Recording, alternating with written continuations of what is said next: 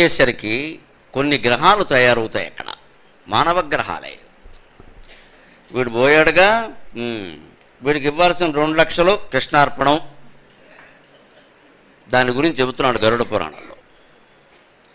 ఇటువంటి మనుషులను మొదనష్టపు మనుషులు అంటారు. తెలుగులో మొదనష్టం అనే ఓ మాట ఉంది.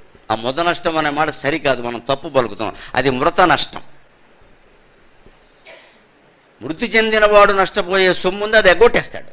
పోయాడుగా, పైగా అందరికంటే ముందే వచ్చి పలకరిస్తాడు. ఆయనకి నేనంటే ప్రాణం అమ్మ. వీడు 6 లక్షలు ఎగ్గొట్టాడు.